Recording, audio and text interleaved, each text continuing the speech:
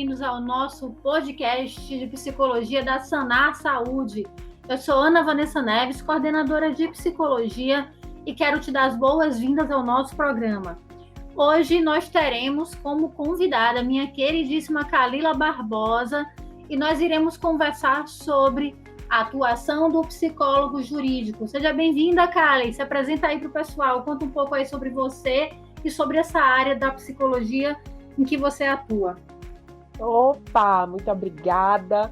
Agradeço muito o convite e a oportunidade da gente conversar aqui sobre essa área que para mim é tão querida e tão importante em relação à minha trajetória profissional. Bom, normalmente quando a gente se apresenta, né, principalmente nessa perspectiva de carreira, o que as pessoas querem saber mesmo é por onde foi que a gente passou, né? Então, em verdade, eu sou graduada em psicologia, né, pela Universidade Federal da Bahia. Sou especialista em psicologia jurídica, né, pelo Conselho Federal de Psicologia. E o meu mestrado é em educação e contemporaneidade. Desde a faculdade eu comecei aí com uma aproximação muito íntima, né, com a psicologia jurídica, muito também influenciada por um concurso. Eu fui aprovada no primeiro concurso do Ministério Público do Estado da Bahia, né, e logo quando entrei tive a oportunidade de já fazer um cruzamento com as questões aí da psicologia e do direito, e isso fez com que eu mergulhasse com muita profundidade desde a graduação ainda na psicologia jurídica, e o que me fez transitar de forma muito rápida, eu diria até, para a carreira de psicóloga jurídica, né? Então, logo depois da formatura, eu já entrei na área e cá estou alguns anos depois, que eu não vou dizer quanto para não dar ousadia. Lógico, nem precisa, né? Mas assim, já pensando um pouco sobre isso, né? Você foi começando então sua trajetória como psicóloga jurídica ainda na formação, né? Você já Isso, começou ainda a na olhar, a formação. flertar com a área durante a graduação? Durante a graduação, Nani, teve muito a ver, muito por conta desse concurso, né? Em verdade, até aí eu era meramente concurseira, né? O que viesse eu tocava, porque em verdade eu venho de uma família que valorizava muito o concurso, né? Então, eu como um bom projeto da minha família, né, entrei, né, nessa coisa de fazer concurso, e aí eu fui aprovada no concurso do Ministério Público, e foi aí que eu me encantei. Eu me encantei, inclusive, porque era o Ministério Público, porque não fazia parte de nenhum dos três poderes, porque tinha a possibilidade, pelo menos na teoria, tinha a possibilidade eu lembro que eu fiquei muito encantada com a coisa da defesa dos direitos difusos e coletivos, e isso era muito impregnado da psicologia social, que era bem o tempo que eu estava. Então, assim, eu acho que foi a coisa certa no tempo certo, né? E aí eu fiquei muito encantada por aquele universo. E aí, logo quando eu entrei, eles privilegiaram lá o encaminhamento dos servidores para as áreas de maior afinidade. Então, eles privilegiavam a formação. Como eu estava na graduação, logo quando eu entrei, eu fui encaminhada para as promotorias de saúde e fui trabalhar com a promotoria de saúde mental, né? Então, eu comecei logo trabalhando com HCT, fiscalizando a forma como o internamento compulsório acontecia e tal. E aí pronto, aí foi ladeira acima no sentido de ganhar ainda mais intimidade, mas com certeza eu acho que foi muito diferencial eu fazer essa escolha, né? E aí botar essa escolha entre aspas, porque teve uma coisa da circunstância também, mas fazer essa escolha ainda na graduação. A minha faculdade, a gente tinha optativas, então eu acabei direcionando as escolhas das minhas optativas, né, para a área da psicologia jurídica. Então, eu fiz psicologia jurídica, eu fiz psicologia criminal, eu pegava optativas e eletivas, na minha época tinha isso, de direito, no curso de direito. Então, eu acabei construindo um saber por escolha, que de alguma forma contribuísse para aquilo que eu estava construindo dentro aí da minha atuação profissional. Isso é bem interessante, porque você se inseriu nessa área por causa de um concurso que você prestou, mas o fato de fazer uma escolha, de prestar um concurso em uma área, a gente geralmente orienta que seja feito porque você já tem alguma afinidade. Algumas vezes acontece de uma forma que a pessoa não direciona a carreira nesse sentido, mas a gente fica numa carreira quando a gente se identifica com o que está, com o que fala aquela carreira, né? Então, provavelmente, se para você o trabalho dentro do Ministério Público não fizesse sentido, você não teria ficado ali tempo suficiente para se identificar com a área de psicologia jurídica, né? Então, Perfeito, perfeito. E eu acho que isso tem influência, e aí naquele tempo, é porque eu acho que eu tô falando muito com a cabeça de Kalila naquele momento. E naquele momento, talvez, eu ainda não reconhecesse algumas coisas do meu próprio contexto de família como eu reconheço hoje. Mas eu acho que essa identificação que você traz faz muito sentido, né? Eu acho que o que me encantou dentro do Ministério Público, né, a defesa do direito do difuso e coletivo, que é bem a característica da função do Ministério Público tinha muito a ver com, talvez, a minha necessidade de defesa de questões familiares, sabe? De violências familiares mesmo, sabe? Então, obviamente que teve um cruzamento muito direto com a minha própria história de vida, com a história de vida de meus pares, né, dentro de uma dinâmica, e porque aquilo fez tanto sentido para mim, Ave Maria, né? Então, assim, o concurso em si ele foi despretensioso, porque eu não tinha noção do que eu estava fazendo, no sentido da dimensão daquilo, né, mas o significado que ganhou dentro de mim foi absurdo por conta da minha jornada de vida até ali. você falou da questão do Ministério Público, que a gente conhece como um quarto poder, porque o Estado brasileiro é organizado em três poderes, né? Então, você tem o executivo, o legislativo e o judiciário, em que você vai ter o psicólogo jurídico atuando principalmente no judiciário, mas não somente nele, né? E aí, com esse mote aqui disso que você trouxe, a gente já pode falar um pouco sobre as áreas de atuação possíveis para um psicólogo jurídico. Como é que ele pode se inserir, aonde ele pode se inserir? Então, Nani, eu acho que se eu pudesse arriscar, né, eu acho que dentro dessa minha desses meus poucos anos, né, de trajetória profissional, eu acho que a gente tem o que é mais óbvio dentro da carreira do psicólogo jurídico, e o que é mais óbvio está muito voltado a concurso público, né? Então, eu acho que o top um, né, da carreira do psicólogo jurídico é ainda o concurso público ou a nomeação, né? É possível também a nomeação, inclusive os próprios códigos processuais, eles prevêem a possibilidade da nomeação de um expert para a construção de uma prova em relação a algum processo especificamente. E eu acho que o top 2, né, é a figura do assistente técnico, né? Mas que aí é a possibilidade de eu trabalhar eh, na fiscalização, muitas aspas nessa fiscalização, mas eu trabalhar na fiscalização da construção de uma prova pericial, na construção de um estudo psicossocial, na construção de um estudo psicológico. Por que eu estou trazendo tantos nomes? Porque, em verdade, os juízes eles se multiplicam nessa forma de nomear aí o nosso trabalho e a gente precisa brincar com isso, né? E aí brincar, obviamente, no melhor dos sentidos.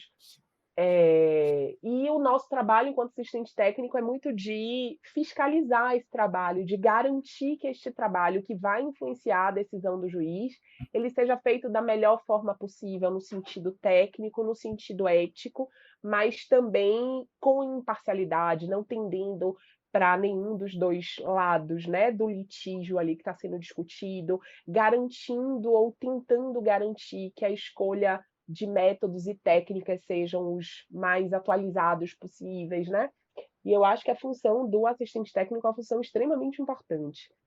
Mas eu acredito que a gente pode pensar a psicologia jurídica como área de atuação, e as duas principais seriam essas, além de uma que, para mim, é ainda utilizada, mas que é muito importante, que é também a figura do parecerista, né? Eu acho que o parecerista ele tem uma função que cada vez mais cresce dentro da atuação da psicologia jurídica, e eu já fui contratada muitas vezes meramente para dar um parecer, e na medida em que a gente vai crescendo nisso, a nossa assinatura vai ganhando mais valor, né? Então, assim, Zorra é um parecer de Ana Vanessa.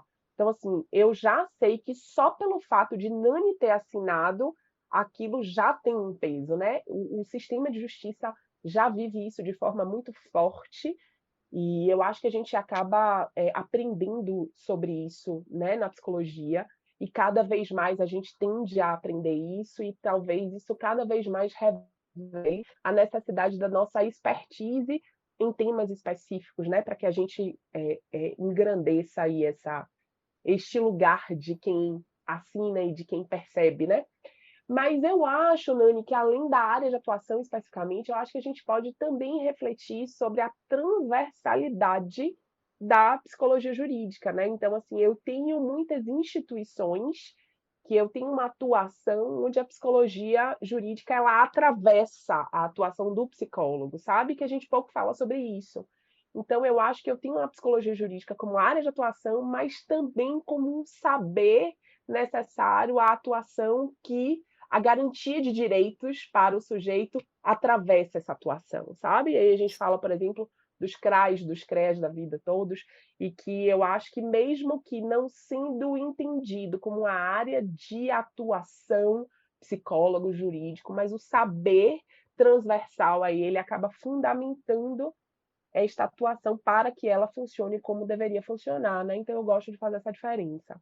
Sim, eu acho importante. Aí a gente teria aqui duas possibilidades de categorização, organização, só para ficar mais claro para quem está ouvindo, que é pensar na atuação em si no papel. Então, você pode ter como perito, como assistente técnico, como um consultor, que aí você trouxe o caso do parecerista, mas ele é um consultor que vai emitir um parecer, né? Então, a gente poderia estar usando aí essas duas maneiras de nomear. E uma outra coisa são os serviços nos quais ele se insere, né? E aí a gente tem os tribunais de justiça, a gente tem o sistema prisional, a gente tem todo o sistema de garantia de direitos, que também são lugares em que o psicólogo pode estar se inserindo, não é? Seria dessa forma? Isso, exatamente. E, Kali, você, como psicóloga jurídica, como é que você percebe a importância desse profissional para a sociedade e para a psicologia também?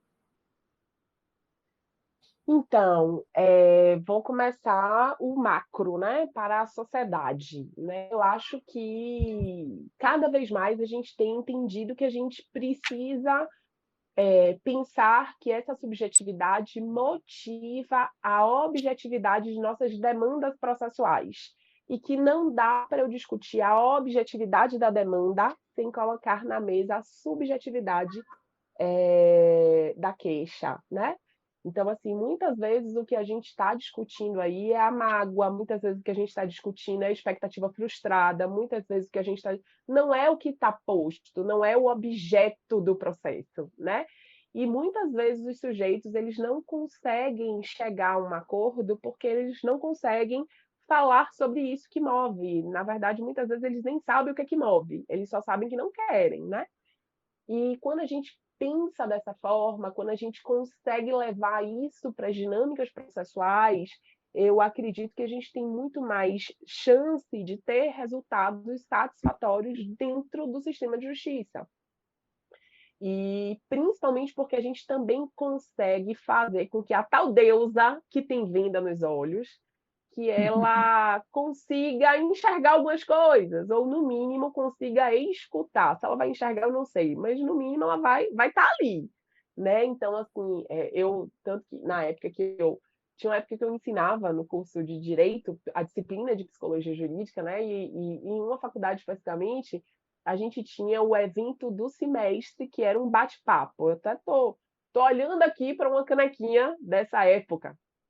E uma das turmas na época fez uma caricatura com a deusa perdendo a venda. Eu achei assim o máximo, sabe? E é isso, eu acho que a psicologia ela dá à sociedade a possibilidade da deusa enxergar, né? Ou pelo menos enquanto um caminho mesmo, né? Enxergar. O que ela vai fazer Ajuda com o que ela a enxerga, desvendar, né, Kali? Ajuda a desvendar, né? literalmente.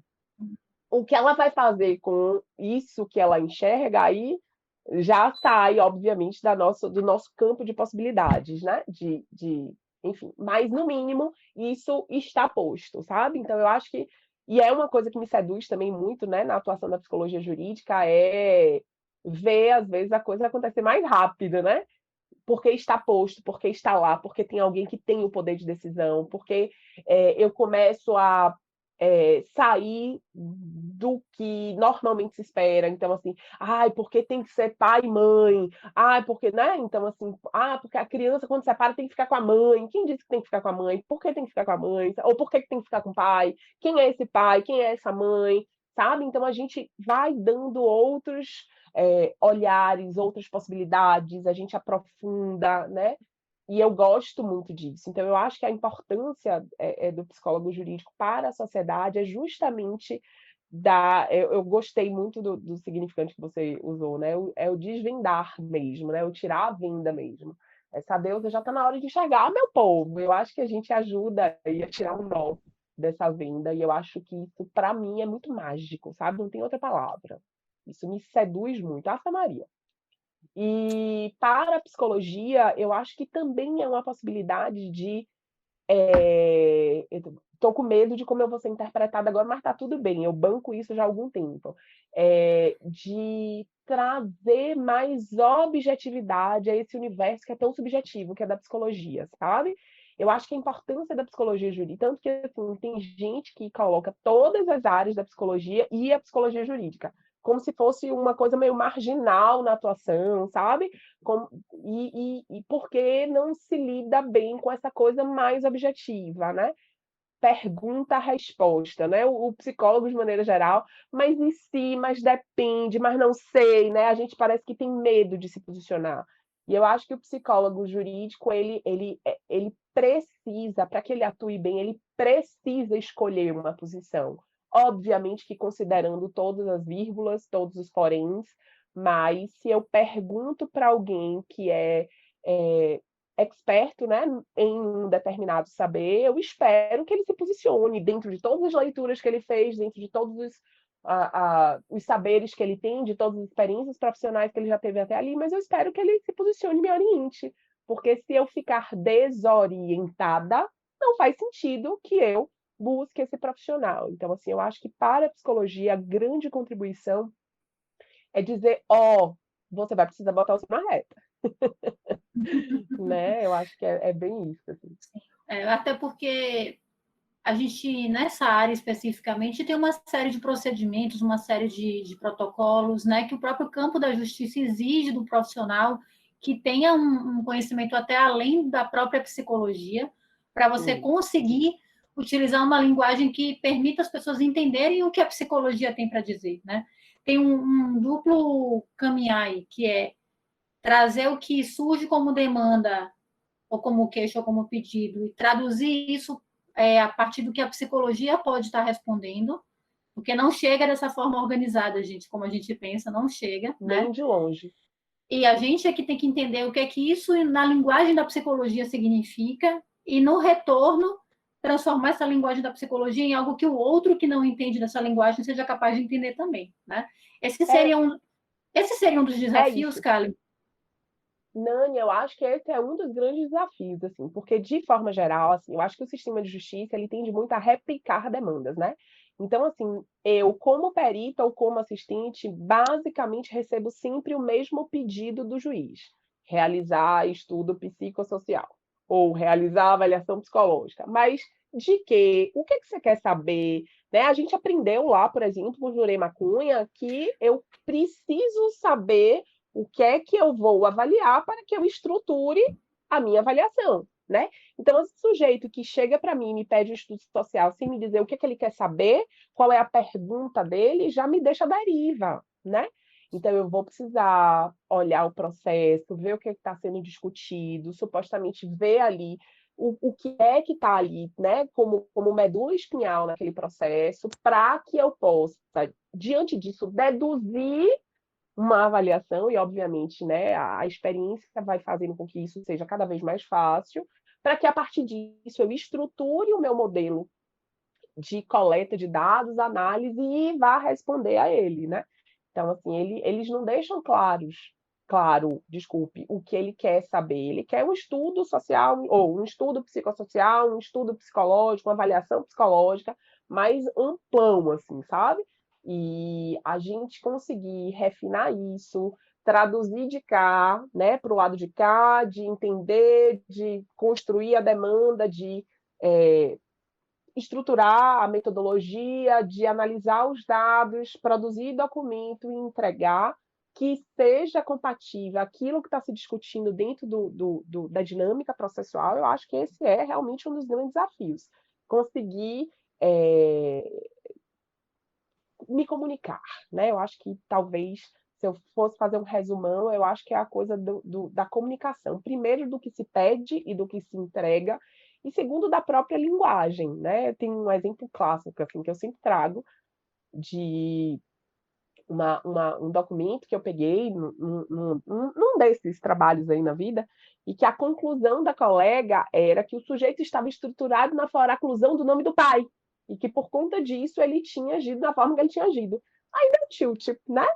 Porque assim, uma coisa é você falar nisso na análise, ok, na análise até cabe, ok, mas se explique melhor, fundamente, né? Mas na conclusão, trazer uma teoria tão específica da psicologia, não é só a psicanálise lacaniana. E o que é pior, o termo foraclusão, especificamente, tem uma analogia com o termo jurídico, forclusão, e aí, filha, o caos estava formado. Eu peguei, quando chegou para mim foi depois desse documento, eu peguei o circo literalmente armado e me botaram no meio do picadeiro, né? Então, assim, eu acho que essa coisa do entender que eu tenho uma teorização própria, um saber próprio, mas estou também me dispondo a dialogar com outro saber que tem uma outra demanda, que tem outras expectativas, inclusive de punir, de tirar, de colocar, de privilegiar, né? Ou de hierarquizar, de colocar como réu e autor, né? São palavras que eu tenho bem dificuldade de lidar no geral, mas lido muito bem quando estou na atuação. Então, assim, é só para que a gente perceba que a gente vai precisar sair do nosso campo de conforto, né? E que é igualmente assustador e sedutor. E isso que você trouxe, esse exemplo aí, ele é bem perigoso, assim, se a gente for parar para pensar, porque se a gente não se comunica de uma forma clara, a gente abre espaço para que o outro entenda a partir das próprias referências, né? E aí a conclusão que você fez, que não foi uma conclusão de uma forma objetiva, permite ao leitor daquele documento que conclua o que ele achar que deve concluir. E aí ele vai tomar uma decisão com base no que ele entende que é esse termo, e não naquilo que você realmente está comunicando. Então, eu acho que é um ponto bastante delicado do trabalho do psicólogo, e, sobretudo, quando a gente precisa lidar tanto com avaliação e com produção de documentos, como é o caso da psicologia jurídica, né, Carly? Perfeito. E assim, até para a gente clarificar melhor o que a gente está falando, por exemplo, a forclusão lá no sistema de justiça é a perda de tempo de discussão, né? Então, assim, ó, aquela discussão ali forcluiu. Então, assim, já passou o tempo, perdeu a Robô, né? validade de. Prescreveu, Sabe? prescreveu. Então, assim, isso. Então, quando de repente eu coloco isso na conclusão, é muito possível que um profissional do direito tatue no conceito que está lá a referência que ele tem. Né? Então, assim, o sujeito passou da validade na função paterna. Oi, mas eu nem perguntei isso. Né? Então, assim, eu acho que esse também é um desafio, a gente conseguir uma comunicação que seja satisfatória naquilo que eu estou respondendo, até porque eu também não vou me afastar do meu campo de saber, mas que eu consiga me comunicar, né? A gente fica muito protegido aí nas nossas fortalezas teóricas, e a gente tem dificuldade, às vezes, de conseguir se comunicar com outro que tem, às vezes, uma outra demanda que não está nem um pouco a fim de saber se o sujeito está na fase oral, em que fase está, mas ele quer saber o quanto aquela pessoa é capaz ou não de determinada coisa, né? Ponto. Sim. E aí, para a gente finalizar o nosso papo, que está muito bom, e que dá vontade de ficar aqui eternamente falando sobre isso, mas nós temos que ser Eu também, eu objetivos. também. Nós temos que ser objetivos. Então, Carla, eu queria que você contasse um pouco aqui para quem tem interesse em iniciar na área de psicologia jurídica, como é que faz para ingressar nessa área, quais são esses caminhos possíveis aí de atuação e como é que está o mercado de trabalho e a questão da remuneração, a faixa salarial para o psicólogo jurídico. Então, Nani, eu acho assim, é óbvio que a gente, quando pensa, né, como a gente já falou, quando a gente pensa na atuação do psicólogo jurídico, a primeira coisa que vem na cabeça da gente é concurso, mas não é o único caminho, para mim é muito valioso marcar isso. E dependendo da região do Brasil que você está agora, né, que você que está me ouvindo está, eu tenho talvez uma maior ou menor demanda. E o fato de eu estar, de repente, numa região que tenha menor demanda, isso não é ruim, isso é muito bom. Porque, em verdade, se eu estou, sei lá, aqui, por exemplo, eu vou falar aqui da Bahia, né, Salvador.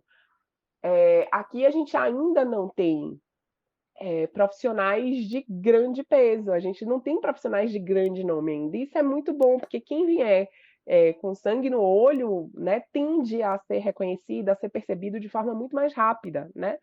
Então, assim, dependendo da região do país, eu tenho uma maior ou uma menor demanda. E na medida em que eu mostro que eu posso ajudar, a probabilidade é que cada vez mais os profissionais, os operadores do direito, eles requisitem o trabalho, né? Se eu percebo que pode ajudar, eu vou requisitar. Inclusive, assim, eu já vi alguns processos, aspas, travarem porque não teve a avaliação psicológica, porque não teve o estudo psicossocial, né? Então, assim, na medida em que a gente começa a mostrar que a gente pode agregar, que a gente pode ajudar, cada vez mais isso vai se tornando, entre aspas, obrigatório.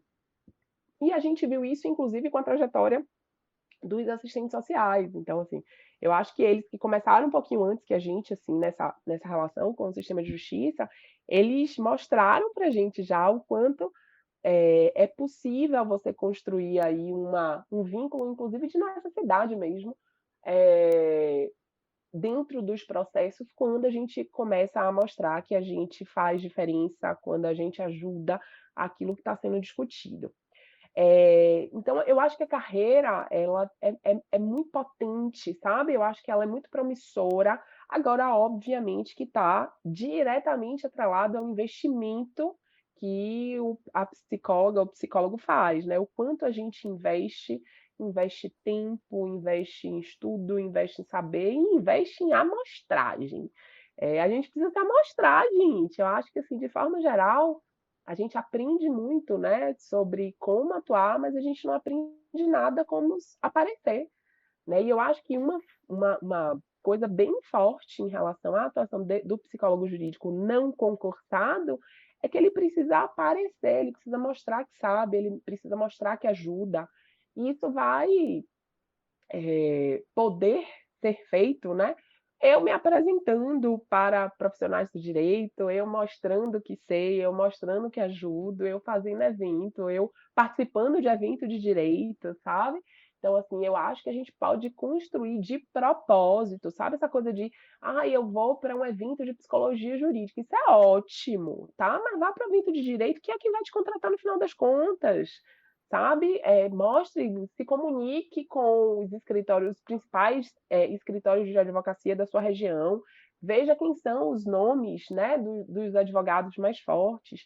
Gente, eu já peguei caso que foi o promotor que me indicou, sabe? Teoricamente, o promotor ele não faria indicação, mas porque ele ouviu, alguém disse e tal, sabe? Então, assim, apareça. Eu acho que o segredo, e hoje em dia, né, com internet, com Instagram, com tudo, a gente tem possibilidade de fazer isso de uma forma muito mais fácil. Não com menos trabalho, né, mas muito mais fácil. A gente aparece muito mais fácil. Então, assim, se a pessoa funcionar aí de propósito no investimento dessa carreira, eu acho que a gente tende a ser demandado de forma muito mais rápida. E sobre grana, Nani, eu acho que isso tem a ver muito com a percepção individual de preço de hora que o psicólogo tem, né? E eu gosto muito do assistente técnico, né? Em relação à precificação, especificamente, eu gosto muito do assistente técnico porque a gente tem talvez uma maior liberdade de precificar o nosso trabalho, né? Quando eu sou perita, às vezes é me solicitado a apresentação de honorários, mas às vezes o valor é pré-estabelecido. Isso vai depender muito, do poder aquisitivo das partes mesmo, né. Mas o assistente técnico eu acho que, tem uma liberdade maior de precificar, né, assim como o parecerista também, né, o que você chamou de consultor, e que é um consultor mesmo, mas é porque eu acho mais bonita a palavra parecerista, eu acho mais chique. E aí, a gente precifica, né, e é importante que a gente marque. Quanto mais qualificado e reconhecido no meio aquele psicólogo é, maior o preço dele, né. Por quê? Porque a percepção de valor dele está mais estabelecida. Então, o parecer pode ser exatamente a mesma coisa, mas porque Nani assim, né, como a gente já falou antes, isso faz diferença, sabe. E isso tem a ver diretamente com esse investimento na carreira que a gente falou aqui há pouco. Sim. Pensando nessa questão salarial, se a gente for olhar para o serviço público em termos de concurso, a gente tem no judiciário remunerações entre 7 e 10 mil, geralmente inicial. Se você vai ali olhar para outras, né, por exemplo, ministérios públicos, ou até no executivo, ou no legislativo, entre 5 e 7 são as faixas. Mas atuando numa perspectiva como profissional liberal, é possível ganhar até mais do que isso, não, Cali? É possível ganhar bem mais do que isso, né. Agora eu acho que a gente tem uma coisa bem importante para falar sobre essa atuação, até porque o quanto eu ganho tem a ver diretamente com o quanto eu produzo, né. E no sistema de justiça a gente não pode fazer mensurações pelo menos, por exemplo, mensais, né. Às vezes vai ter um mês talvez que eu receba uma boladinha e posso ficar meses sem receber nada, né, porque em verdade muitas vezes a gente precifica pelo processo. Né, então assim, a justiça às vezes demora 8 meses, 10 meses, 1 ano para você concluir aquela parte ali onde você entra, né. Então assim, essa percepção de salário numa dinâmica mensal, como normalmente, a gente funciona, ela seria um pouquinho diferente aqui, né, principalmente quando eu não tenho uma vinculação institucionalizada, né, eu sou liberal. Então, eu não vou trabalhar por mês, o sujeito ele não vai me pagar por mês, ele vai me pagar pelo trabalho, ele vai me por exemplo, meu último trabalho aceito em psicologia jurídica foi no final de outubro. E até agora, estamos em 17, 18 de dezembro hoje, né, de 2020. Eu estou fazendo essa marca, temporal justamente para mostrar que eu tenho 2 meses que eu aceitei um trabalho, mas que como assistente técnica, que a perita nem começou ainda. Então, em verdade, é um valor fixo, mas eu fico "presa", entre aspas, até este trabalho terminar. E significa dizer que eu tenho que ter critério também para aceitar novos trabalhos, porque de repente, se todo mundo resolver fazer no mesmo tempo, eu vou me embolar e eu não vou conseguir fazer o meu trabalho, entende? Então tem uma questão aí de gestão de carreira, até de pensar qual é o teu perfil, porque se você é uma pessoa que tem um perfil mais autônomo e proativo, uma carreira liberal, uma carreira, você sendo CEO da sua própria carreira, é algo que vale muito a pena. Mas se Sim, você não se vê como alguém que tem esse perfil de estar buscando e de estar mostrando sua cara para poder gerenciar a sua carreira, talvez um concurso público seja muito mais adequado para você, porque você vai ter as demandas já estabelecidas, os prazos estabelecidos e o vencimento também, o recebimento mensal também já garantido, né? Então, perfeito, é isso. então, até isso, gente. É importante a gente estar pensando em termos de carreira, que é quem sou eu, como é que eu me vejo hoje, né? O que é mais benéfico para mim e realmente gerenciar a sua carreira, tomar decisões, não se deixar levar, né? Nisso, eu acho que a formação é muito importante e uma formação até que seja mais ampliada no sentido de não olhar somente para, às vezes, conteúdos técnicos da profissão. Esses você precisa ter domínio, não tem para onde correr. Para mim, é feijão com arroz, Cali, mas a gente precisa também estar olhando para outros conteúdos, outras formações. Quem sabe só de psicologia, às vezes não consegue entregar nem a psicologia, né? Então, tem a questão do marketing, tem a questão do domínio da legislação. né? Conhecimento da linguagem técnica do direito.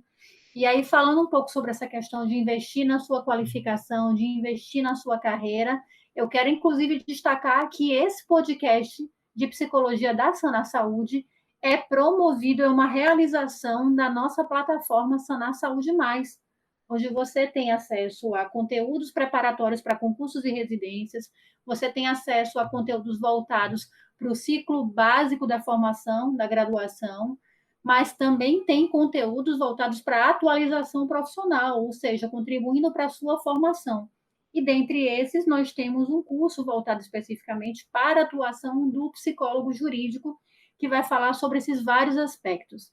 Além disso, né, esse aqui é um podcast que é patrocinado, é promovido pelo Sanar Saúde Mais, mas nós temos também a nossa coleção de livros Como Se Faz, que vai trazer uma série de ferramentas para te ajudar na sua prática, inclusive o livro da Camila Barbosa, 101 Ferramentas Terapêuticas.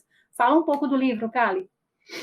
Então, o livro 101 Ferramentas Terapêuticas em Psicologia, né, que vai privilegiar aí diferentes fases, né, do ciclo da vida, e a gente tem possibilidade aí de ter à mão ferramentas da infância, da adolescência, da vida adulta, né, na nossa experiência de casal e família e também na envelhecência, né, são 20 ferramentas super práticas, mão na massa já, né, obviamente considerando que este usuário, esse profissional aí, ele tenha toda a sua todo o seu arcabouço teórico, já estabelecido para utilizar as ferramentas da melhor forma, mas, são mão na roda, assim, para direcionar, para ajudar, para contribuir, para às vezes desatar nós mesmo, né, e fazer a gente fazer nosso trabalho da melhor forma possível. 101 ferramentas terapêuticas em psicologia, eu super indico, achei massa o livro, viu?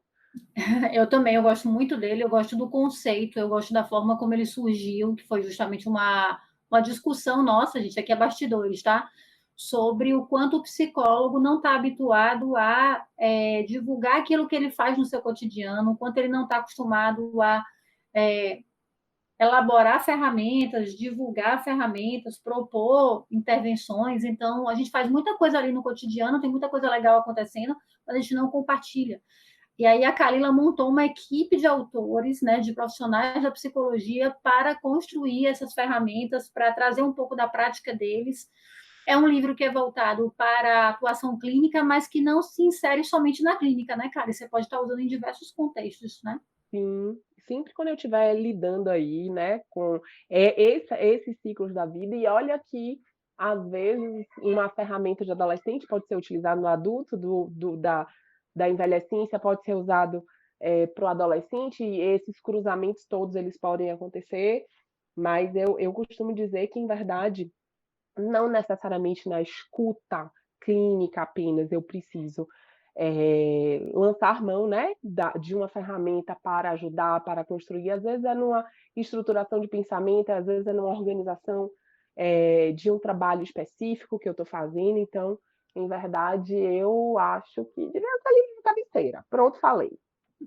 Eu também acho que não, tem que ficar do lado da nossa mesa de trabalho para a gente poder estar consultando sempre que tiver ali, precisando de uma inspiração para fazer um trabalho que seja mais criativo, mais que a gente possa se colocar mais na construção do trabalho. Então, eu recomendo. Kalila Barbosa é professora referência da Sanar Saúde, é autora da Sanar Saúde, tá? Tem o próprio Instagram, por favor, divulgue seu Instagram, Kali. Ah, de propósito por propósito, tá divulgadíssimo. Então sigam a Kalila também no Instagram, tá? E aguardem porque muitos conteúdos, muitos cursos e até novos livros vêm por aí de autoria dessa moça que faz parte do nosso time de professores referência. Eu quero agradecer a cada um de vocês que nos acompanhou aqui nesse primeiro podcast de Sanar Saúde e Psicologia.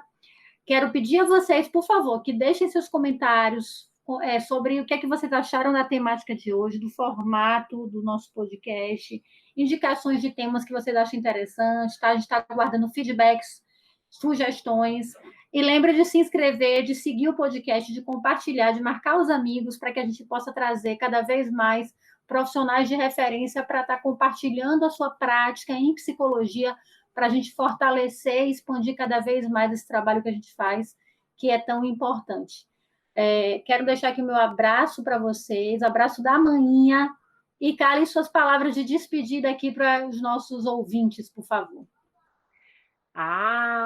Depois de um papo desse, né, regado ao que literalmente me construiu e constituiu, né, enquanto psicóloga, eu comecei por aí, e agora ter que terminar, eu quero terminar dizendo que quando é que vai ser o próximo, né? Por favor. E se você, né, de alguma forma sentir que faz sentido para você, faz brilhar seu olho, vá, mas vá de propósito, né?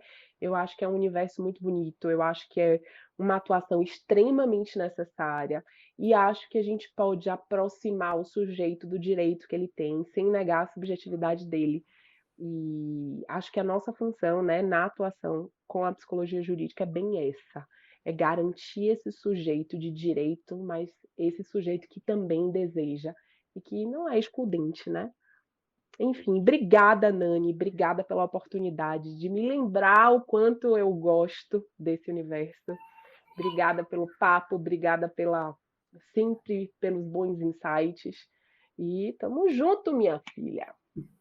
Muito obrigada a você, Carlos, pela partilha de sempre, por essa parceria que a gente tem já há tantos anos de trabalho e que acabou se tornando uma parceria de amizade também.